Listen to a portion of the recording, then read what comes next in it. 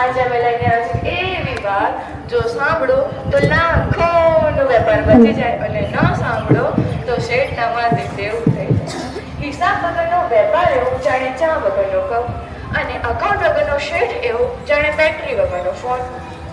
હાય રે હાય, આ હિસાબોમાં શું ઘોટાળો થયો છે? હક આવે માર જાય, પૈસા આવે ઉધાર જાય, પણ મહિનાના અંતે મને ખબર જ નથી પડતી કે નફો થયો કે નુકસાન. આ તો દુકાન છે કે ગણિતનો ભૂલભુલૈયો? શેઠજી, મેં ગયા અઠવાડિયે તમને 50,000 આપ્યા હતા, યાદ છે ને? શું 50,000? અરે ભાઈ, મને તો 5 રૂપિયા પણ યાદ નથી. લખ્યા હોય તો યાદ રહે ને. આ દુકાન નહીં પણ હિસાબોના ગોટાળાનો ગોળગપ્પો છે, ગોળગપ્પો. અરે રે, તમે આટલો મોટો વેપાર લઈ બેઠા છો ને, તમને હિસાબ લખતા નથી આવડતો? અરે ભાઈ, હિસાબો તો લખ્યા છે પણ કયા પાના પર શું લખ્યું છે કંઈ ખબર જ નથી. હે ભગવાન, તમે વેપાર કરવા બેસ્યા છો કે રમત કરવા? અરે ભાઈ, રમત નહીં, તમને તમારા પૈસા મળી જશે, શાંતિ રાખો. હા, અમે બીજી વખત આવીએ ત્યારે અમને અમારા હિસાબો બધા બરાબર જોઈએ. કયા લેણદારને કેટલા પૈસા આપવાના છે, કોની પાસે કેટલા લેવાના છે, કઈ ખબર જ નથી. હિસાબ કઈ રીતે લાવવો મારે? હવે મારે એક એકાઉન્ટન્ટની જરૂર છે. મારે એમને ફોન કરવો પડશે કે હવે મારે શું કરવું. હેલો, એકાઉન્ટન્ટ નીલમણી બોલો? હા હા બોલો. હા, એકાઉન્ટ સાહેબ, મારે હિસાબોમાં જોરદાર ગોટાળો થયો છે. મને ખબર જ નથી કે મેં કયા પૈસા ક્યાં લખ્યા છે. લેણદારોના નામ પણ નથી ખ્યાલ મને. શું કરવું મારે? કંઈ નહીં, હું તમારી મદદ કરીશ. તમારો બધી જ ગોટાળાને હું સોલ્યુશન લાવીશ. હા, તો તમે ક્યારે આવશો મારી દુકાને તે મને કહો. તમે એડ્રેસ મોકલો તો હું અડધા જ કલાકમાં તમારે ત્યાં પહોંચી જાઉં. ઓહો, અડધા કલાકમાં? તો સૌથી સારું, મારે તો ખૂબ જ જરૂર છે. હું તમને WhatsApp પર એડ્રેસ મોકલું છું, તમે જલ્દી આવો. સારું. આવો આવો એકાઉન્ટ સાહેબ, બેસો. કેમ છો શેઠજી, મજામાં ને?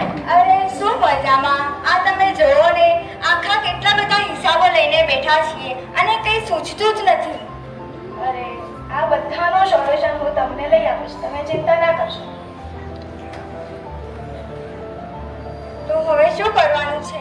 શાંતિ જાઓ, આ બધાનો એક જ ઇલાજ છે અને એ છે અકાઉન્ટ, અકાઉન્ટ ને અકાઉન્ટ. હવે ખબર પડી, આ અકાઉન્ટ તો દુકાનનો સીસીટીવી કેમેરા નીકળ્યો. આ બધાની શરૂઆત ક્યાંથી થાય? આ બધાની શરૂઆત આમ નોંધથી થાય. દુકાનમાં જે પણ વ્યવહારો આવે તે સૌપ્રથમ આમ નોંધમાં થશે. એટલે આમ નોંધ તો દુકાનની ડાયરી થઈને કોણ આવ્યું, કોણ ગયું, કોણે કેટલા પૈસા આપ્યા, બધું જ અંદર. હા, જેમ કે આપણે માલ ખરીદ્યો 1000માં, વેચ્યો 1500માં, ભાડું આપ્યું 500માં, આ બધા જ વ્યવહારો આમ નોંધમાં લખાય. વાહ વાહ, એટલે મારી યાદ શક્તિ પર તો ભરોસો જ નહીં, બધો ભરોસો આમ નોંધ પર. એ તો સાચી જ વાત છે. અરે ભાઈ, અમારા હિસાબોનું કંઈ કર્યું કે નહીં? અરે હા ભાઈ, તમારા હિસાબો ક્લિયર કરવામાં એકાઉન્ટન્ટ સાહેબને બોલાવ્યા છે. એ તમારા બધા હિસાબો લખી આપશે, બેસો. આ બધા હિસાબો એક જ જગ્યાએ લખશો તો ફરી ગોટાળો નહીં થાય? ના ભાઈ, નહીં થાય. આ બધા જ હિસાબોને હું સરખી રીતે પહેલા ખાતામાં ગોઠવીશ. બધાને અલગ રીતે અલગ અલગ કરી હું એનું ખાતા બનાવીશ, તો તમારો બધો જ હિસાબ તમને બરાબર રીતે મળી જશે. આ ખાતું તો આપણા ઘરની અલમારી જેવું થયું ને. કપડા એક બાજુ, વાસણ એક બાજુ ને શેઠના ઉધાર્યા એક બાજુ. હા, રોકડ અકાઉન્ટ અલગ, ખરીદી અકાઉન્ટ અલગ, વેચાણ અકાઉન્ટ અલગ અને અંતે ગ્રાહકનું ખાતું પણ અલગ. અરે વાહ, એટલે દુકાનમાં એક નવી વ્યવસ્થા આવશે અને ઘરે પત્ની પણ ખુશ હશે કે આજે તો શેઠજીનો હિસાબ પણ ગોઠવાઈ ગયો. એટલે હવે ખબર પડી, આ અકાઉન્ટનો તો રિઝલ્ટ એ કહેવાય ને. બધું સરખું હોય તો પાસ અને ના સરખું હોય તો ફરી તપાસ. વાહ, એટલે કાચા સરવા વગર તો હિસાબોનો કોઈ ભરોસો જ નહીં ને? પણ ભાઈ બહેનો, વાત એકદમ સાફ છે. અકાઉન્ટ એ માત્ર વિષય નથી, પરંતુ ધંધાનો શ્વાસ છે, શ્વાસ. પૈસા કમાવા તો બધા દોડે છે, પણ જે હિસાબ રાખે છે તે જ આગળ વધે છે. એટલે ભાઈ, અકાઉન્ટ કરો દિલથી, નહીં તો શેઠ રડે બિલથી.